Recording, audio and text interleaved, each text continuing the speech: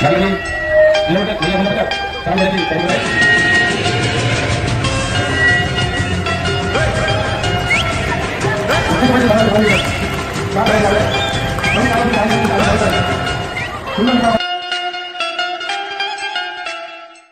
स्नेहगर्जना गोविंद पथकाने, महिला गोविंद पथकाने आज झेंड्याला सलामी दिली आहे. काय सांगाल, किती वर्षापासून आहे तुमचं गोविंद पथक आणि कशा प्रकारे तुम्ही चालवत आहे? आमचं स्नेहगर्जना गोविंद पथक आहे ना, हे मागच्या 10 वर्षापासून आहे, म्हणजे हे 10वं वर्ष आहे. पण ते मुलांचं पथक होतं आणि ह्या वर्षी आम्ही पहिल्यांदा महिला गोविंद पथक सुरू केलं. हे आमचं पहिलंच वर्ष आहे आणि पहिल्याच वर्षी आम्ही 4 थरापर्यंतचा सराव केलेला आहे आणि 4 थर आमच्या मुली लावत आहेत. आणि आज आम्हाला सुंदर सरोवर या कॉम्प्लेक्समधले जे सेक्रेटरी चेअरमॅन आहेत आणि आमच्या गोविंद पथकातला एक मुलगा आहे संकेत राजोकर, त्यांच्या आई आहेत, त्यांनी आम्हाला आमंत्रण केलं होतं की तुम्ही झेंडा वंदनाच्या दिवशी या, झेंड्याला सलामी द्या तुमच्या पथकाच्या मुलींच्या पथकाद्वारे. तर आज आम्ही आलो इथे. मुलींनी 4 थर लावले, झेंड्याला सलामी दिली.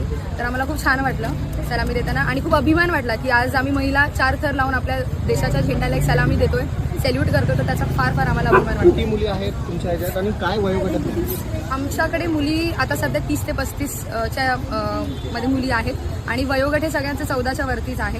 आणि 14 ते तुम्ही म्हणाल की जसं की काही महिला वर्ग देखील आहेत ज्यांच्या लहान मुली ज्या स्वतः वर चढायला आहेत आणि खाली बेसला त्यांच्या आई वगैरे अशा सुद्धा आहेत.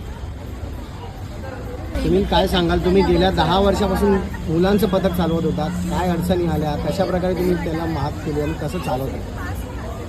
मागील 10 वर्षापासून गोविंद पथक चालवत असताना आजकालच्या नवीन पिढीला आपण बघितलं तर मोबाईलमध्ये घुसलेली मुलं दिसणार तुम्हाला. प्रत्येक ठिकाणी मोबाईलमध्ये असलेली पिढी एक सगळीकडे दिसते.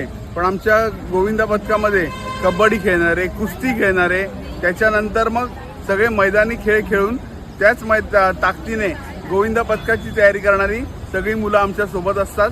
आणि दरवर्षी आम्ही मोठ्या उत्साहाने गोविंद पथकाची तयारी करतो.